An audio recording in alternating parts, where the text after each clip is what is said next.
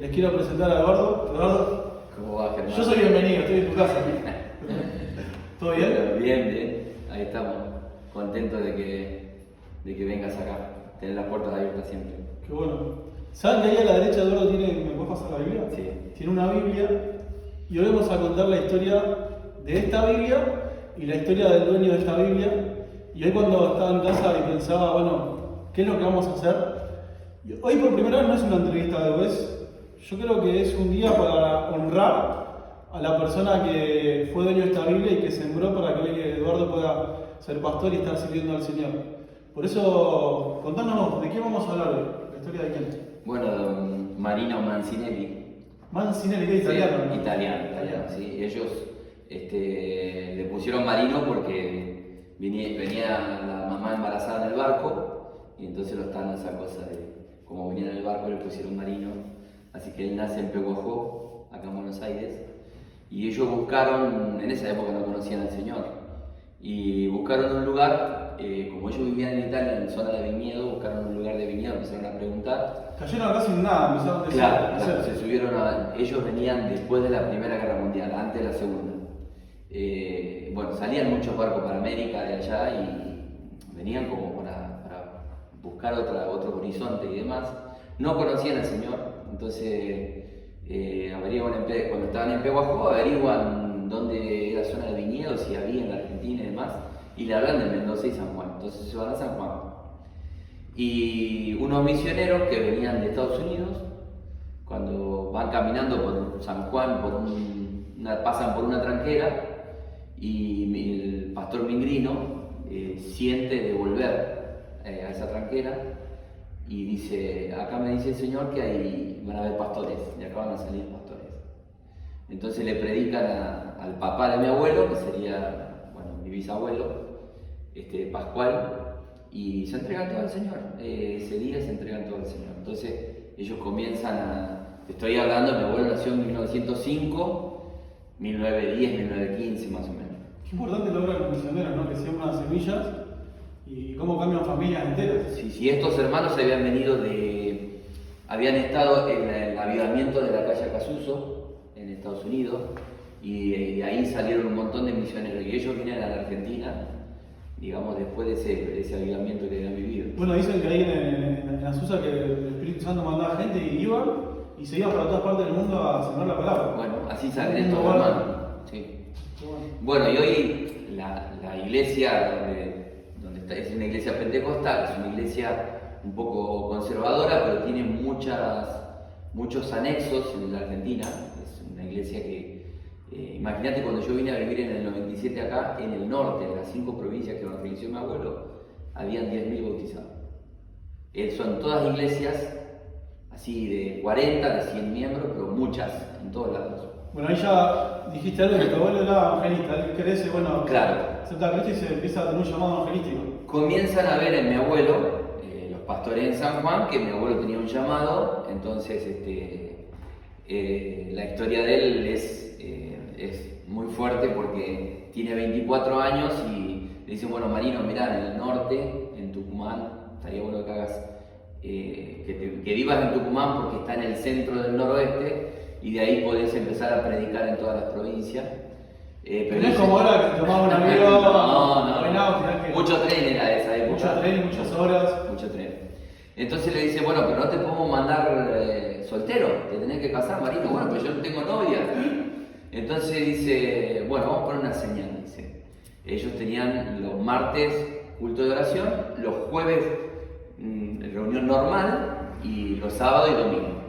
Dice, el jueves, la primera hermana, porque ahí había micrófono libre y estaba atrás, la primera hermana que se para la gracia va a ser tu esposa.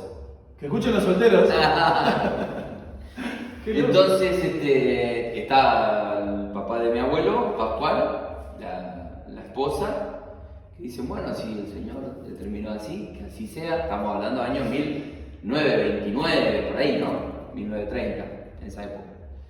Así que, bueno, ese jueves, eso fue un domingo que hablan con mi abuelo. Mi abuelo dormía junto con un tío abuelo mío, el tío Emilio, que también fue pastor, él, y cuando predicaba el Señor lo usaba un montón. tenía el don de la predicación, ese tío, y él le decía, Marino, si se levanta una viuda, una mujer vieja... Tenía miedo, ¿verdad? Entonces, en un momento ese que mi abuelo le dice, Dios me va a dar lo justo, quédate tranquilo, Emilio. Y se ponían a orar, porque también se asustaban un poco y demás.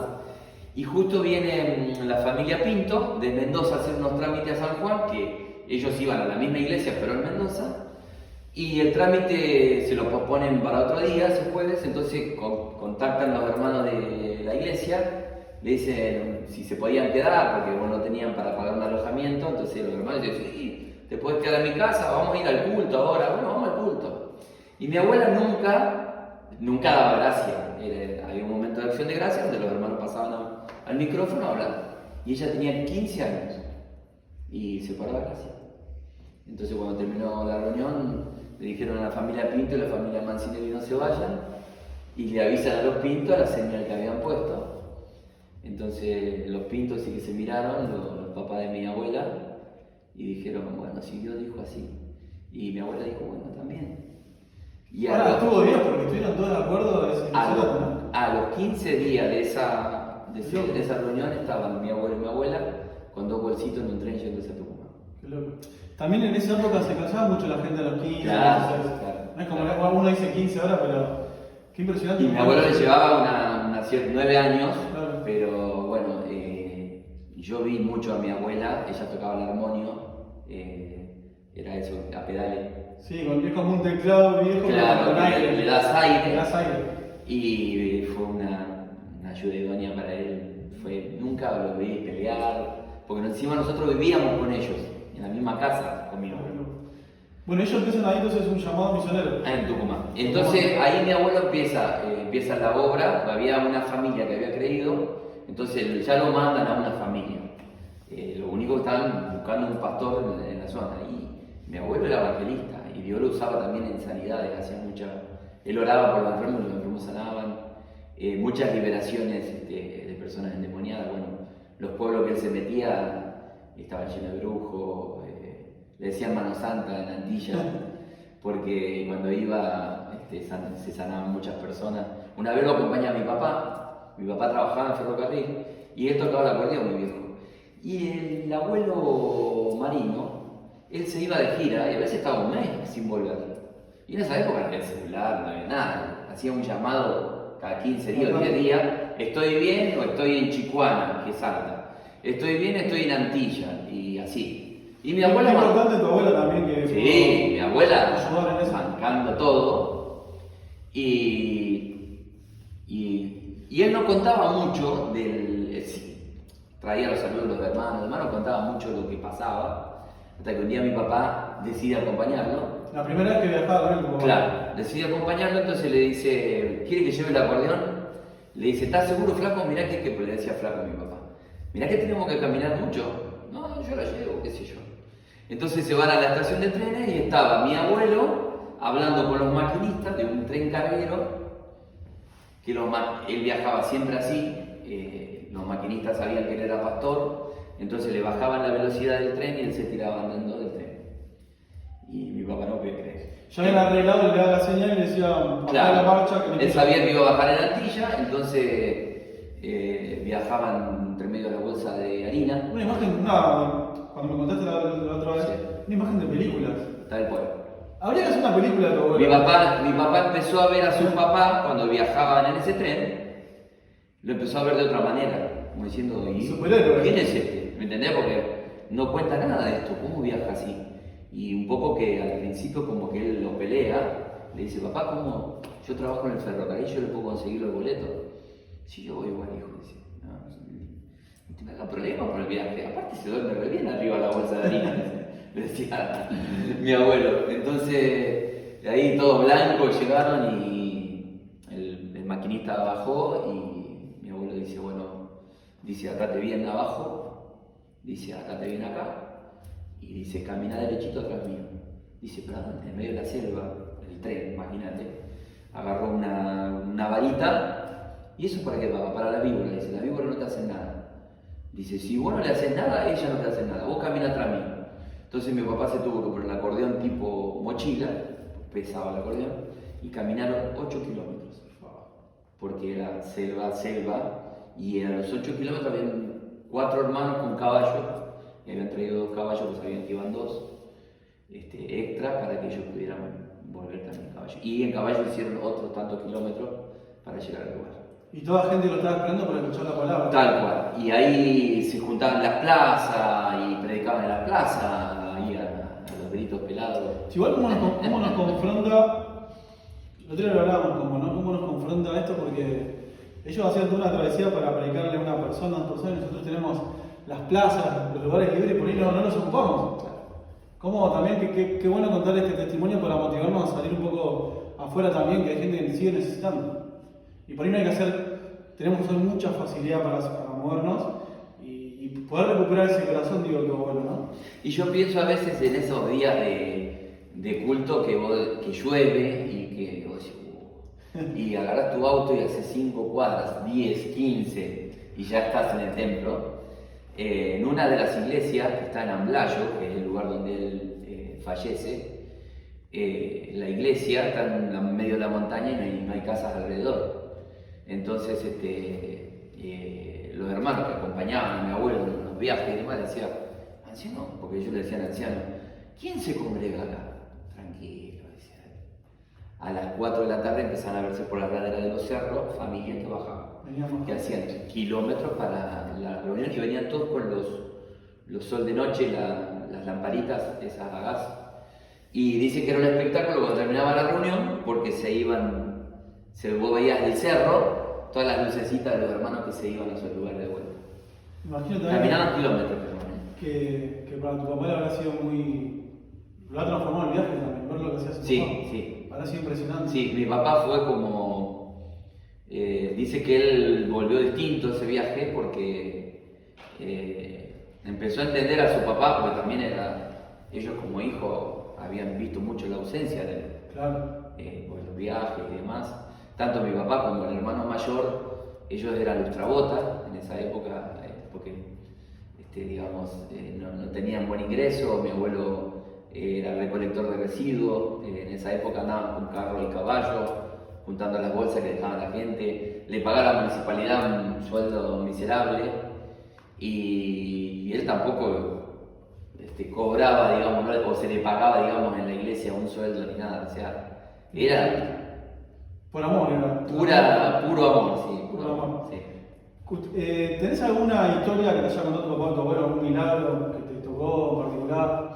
¿Alguna anécdota? Sí, mi papá siempre cuenta que ellos estuvieron con tuberculosis, todos los hermanos, en una época donde era difícil. O sea, hoy tenemos todo el avance de la ciencia y decir, bueno, son enfermedades crónicas que las puedes tratar. ¿Te morías? Claro, te morías. En la época que ellos la tuvieron, te morías. Entonces, él le propuso, los 4 hermanos varones estaban con tuberculosis, y él le propuso que hicieran ayuno esa semana.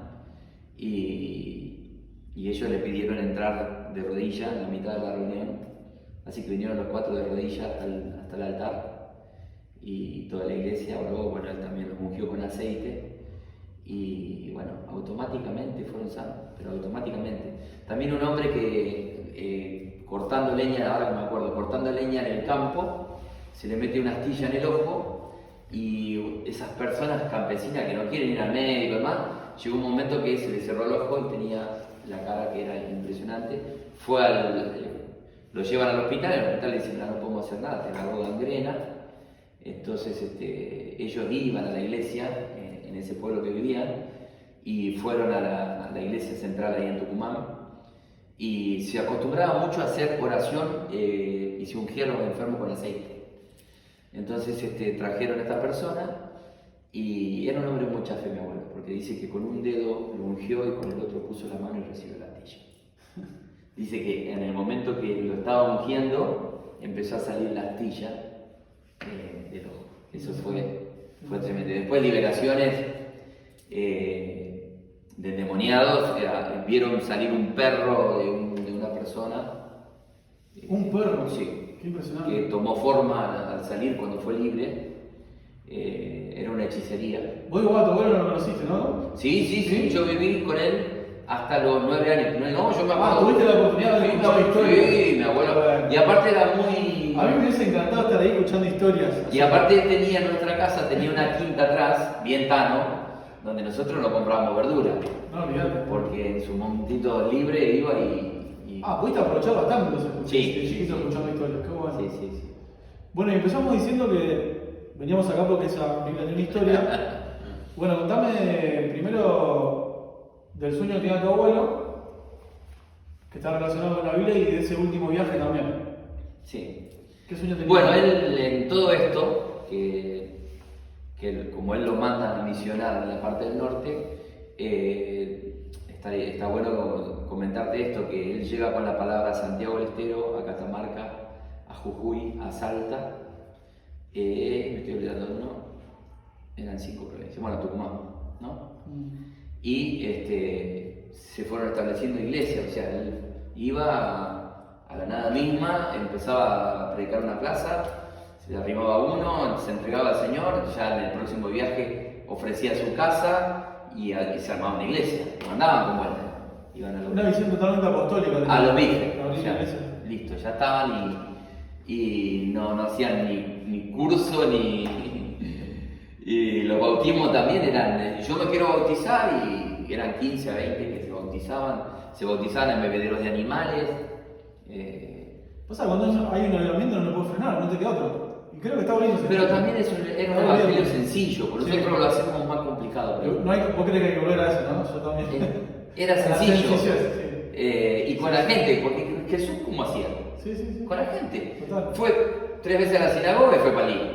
Sí. El templo lo agarró a Soter. Andaba con la gente, prefería la casa de Saqueo, Sí, igual. que era un estafador. Pero bueno, yo creo que el evangelio es ese evangelio relacional con la gente en la necesidad. Yo veo como que está volviendo eso porque la gente se cansó de la religión, ¿viste? Claro. Está como volviendo a aparecer las casas, la sencillez. Yo que viajo mucho por el sur, hay un lugar también impresionante en el sur de familia. Se convierte y empiezan a buscar la palabra, a hablar juntos y ya se manifiesta. Simple. Claro, yo creo eso. Creo que cuando nos encerramos en un templo, siempre me acuerdo de una clase en el seminario de historia, donde Pablo Leusuc nos mostró un montón de imágenes de catacumbas del siglo I, y él decía, iba pasando las imágenes y dice, bueno, ahí se reunían los primeros cristianos a escondidas, cuando veían el pescadito en la entrada y no tenían ningún rollo, el que se acordaba, recitaba de memoria y demás. Y después empezó a mostrar iglesias hasta que llegó a la Catedral de Cristal, ¿te acuerdas? Sí. Estados Unidos, y él dice, y después construimos iglesias y las iglesias nos construyeron a nosotros. Sí, me quedó esa frase. Sí, tal cual. Pero me quedó, espérame, yo hice el seminario en 2012. Después construimos iglesias y las iglesias nos construyeron a nosotros. Entonces, es lindo tener un lugar, sí, pero si nosotros, si la comunidad, acá donde estamos en el barrio de Los Hornos, acá funciona un ropero, un comedor para los niños y demás, la gente se apropió de la iglesia y hay gente que no se congrega. Y que de repente, bueno, Dios fue tocando en todos estos 6 años, fue tocando a gente que por ahí vino al comedor 2 años trayendo a los chicos hasta que el Señor tocó. Tampoco nosotros dijimos, bueno, si no te congregás, no te damos la vianda, pero los nenes recibieron instrucción y hay un montón de nenes que trajeron a sus hermanos y a sus padres. El libro de los Hechos, yo siempre digo que dice que la iglesia gozaba de buen favor con la ciudad. Aún gente que no se congregaba, pero hablaba bien de la iglesia porque tenía testimonio. Tal cual. Y ese testimonio poco a poco la gente quiere buscar a Cristo. Tal cual. Qué impresionante. Creo que hay que escribir Hechos 29, Sí, la iglesia tiene que seguir escribiéndola. Yo creo que el libro de los Hechos quedó abierto para seguir escribiéndolo. Obviamente que ya está el canon bíblico cerrado, pero seguimos haciendo cartas donde se escribe. Claro. Bueno, volvamos a todo lo que nos fuimos. Bueno, él, en su último, uno de los deseos que él tenía, y hasta lo habían escuchado orar, él decía que él no quería morir en una cama de hospital, ni en un lugar mullido, ni que él quería morir como los... Yo digo lo mismo, yo quiero, Dios quiera, por favor, quiero tener una muerte épica, no morir así como mueren todos. Salvando un micro, sí, una muerte épica. Sí. Se cumple, Dios escucha.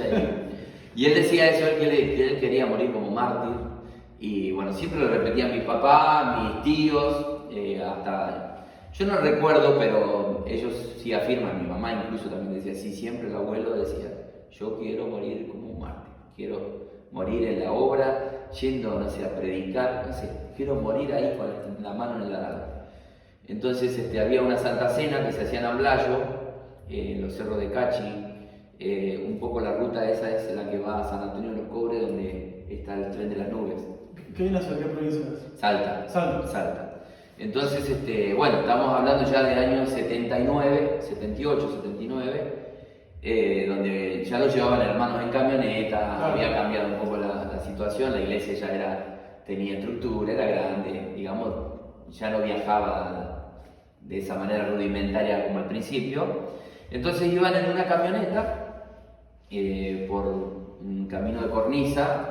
Ese camino es un camino muy peligroso, donde bueno, siempre hubieron accidentes. Iban en una camioneta, iba manejando un diácono, otro diácono, yo tenía un diácono y anciano, y mi abuelo iba del lado del acompañante, del lado de la ventanilla, y atrás iban como 5 o 6 hermanos más en la caja. Viste que antes sí. Se viajaba en la moto, no tenían casco. Ahora también un poquito, pero no tanto. Vale, iban ahí atrás y en un momento la camioneta corta la dirección, se le corta algo en la dirección y se va al precipicio. Los hermanos que van en la caja quedan ahí arriba, caen ahí, se golpean un poco nada más, pero bueno, mi abuelo y los otros 2 hermanos siguen en la camioneta cayó 150 metros. Empezó a caer. A dar tumbo, bueno, quedó hecho un montoncito de hierro. Impresionante. Claro, y bueno, fallecen 2, que es el chofer, el hermano Marcelino Acuña, creo que era el apellido, y el hermano Busto, que era diácono, que después fue anciano. Él sale por el parabrisas, bueno, tenía 44 puntos, él se salva de milagro, pero cae ahí nomás, cerca, digamos, a 20 metros más o menos. Y el hermano, el chofer muere en el acto. En la caja venía Gladys, una hermana que solía ir a nuestra casa y conocía mucho a mi abuelo, una hermana de ahí en el límite de Bolivia, que era muy vaquiana de los cerros y demás, y empezó a bajarse agarrándose los arbustos. Entonces cuando llega abajo ve que Marcelino Flores está fallecido, Busto está herido, un poco más cerca de la ruta, y lo ve a mi abuelo sentado con se le veía todo el cráneo, tenía todo destapado, todo ensangrentado. Entonces le dice Gladys, dice, allá está mi portafolio, dice, alcánzamelo. Anciano, mire cómo está. Gladys, alcánzame el portafolio, dale que no tengo tiempo. Entonces ya va, él lo estaba viendo el portafolio, se lo trae y estaba la Biblia, estaba esta Biblia. Esa Biblia que tenemos acá. Claro, estaba esta Biblia ahí. Entonces dice que esta mujer desesperada quería,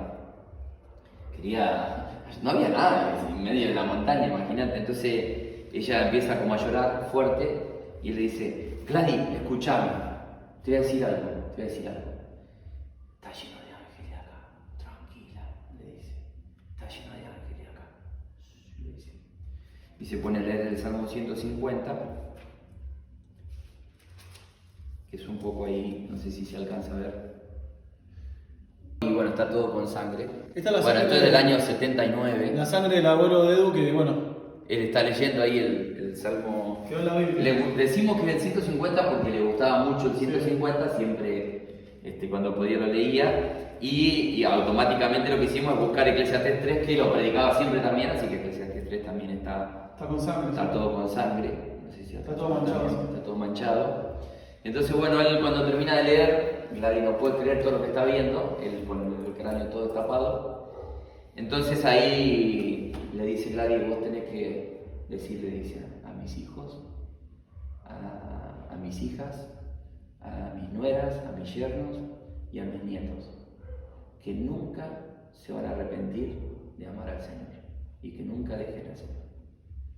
Y eso fue como para nuestra familia como un grito de guerra, como un legado, como algo que quedó indeleble hasta el día de hoy. Yo tengo, qué sé yo, mis tíos fueron todos pastores, mi papá pastor, mis primos también están en el pastorado, o sea, es como que marcó nuestra generación para siempre, o sea, fue ¿Cómo termina esta Biblia con vos, habiendo tanta gente que... Bueno, el tema es así. Cuando avisan del fallecimiento de mi abuelo, mi papá agarra un vehículo y se van con 2 hermanos a traerlo. Y lo encuentran a mi abuelo en un par de tablas, porque había fallecido y los de vialidad justo andaban por ahí y más o menos lo llevaron. Y la gente había agarrado sus pertenencias, entonces mi papá se acordaba de la Biblia. Creo que esta Biblia se la regaló mi papá incluso a él en el cumpleaños de él. Entonces mi papá buscaba la Biblia y los hermanos de Salta no se la querían dar. No, que... Papá agarró la Biblia, soy el hijo, dame la Biblia. Y bueno, en 2022 a mí me operan de la rodilla, mi papá me viene a visitar y es como que se despidió de mí también ahí, porque me regaló la Biblia. Me dijo, Yo no sabía, falleció a los meses. Hace poquito. 2022, esto fue en abril y él fallece en agosto de ese año. Es como que te dejó el... Sí. legado. Sí. Me dijo, bueno, mira, esta del abuelo, cuidala, es una reliquia. Tampoco es endiosar la Biblia, sino que es un testimonio de... Pero estaba manchado de la sangre de un mártir, Sí. un testimonio de como Edu, sí. De lo que Dios Sí, hizo. el legado. Sí, la verdad que sí. Y no quiero ser catastrófico, ¿no? Pero cuando pasen los años, ¿te ves entregando la Biblia a la próxima generación esa? Sí, creo que ¿Qué sí. te pasa por la mente cuando pensás eso? Sí, no sé, espero que el Señor me sorprenda. Creo que el Señor va a ser claro conmigo.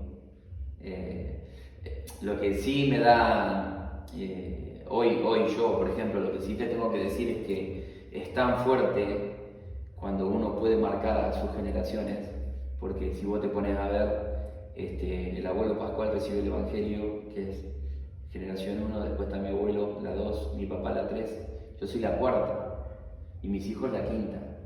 Y no sé, yo doy gracias a Dios porque yo veo que mis hijos se están convirtiendo al Señor, ellos están viendo la obra de Dios en nosotros, en todo lo que Dios hace en este lugar, hermano.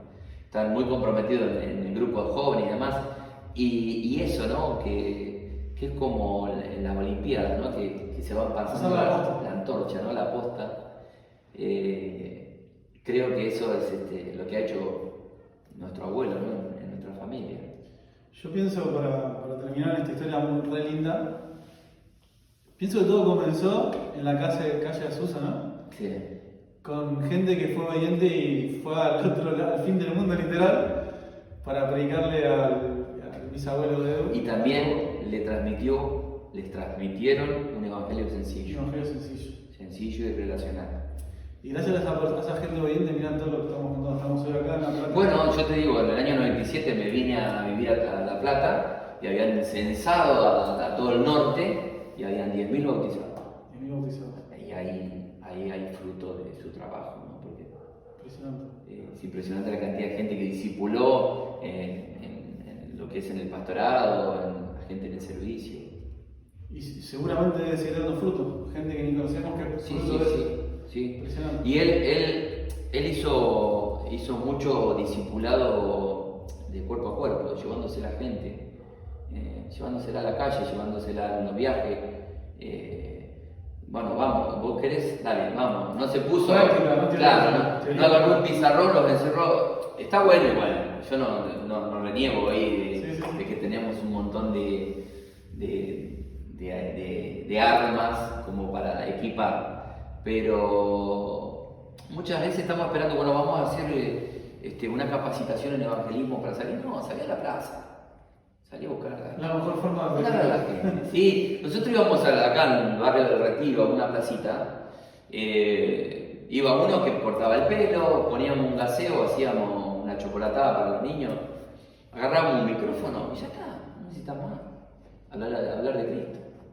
Así que bueno, Edu, muchas gracias, me encantó la historia, realmente era una linda noche para honrar a tu abuelo y también animar a los que están escuchando esto, ¿no? Todo lo que nosotros podamos avanzar, le estamos adelantando un montón a la generación. Sí. Yo no creo mucho en la próxima generación, creo como que somos todos lo que tenemos que...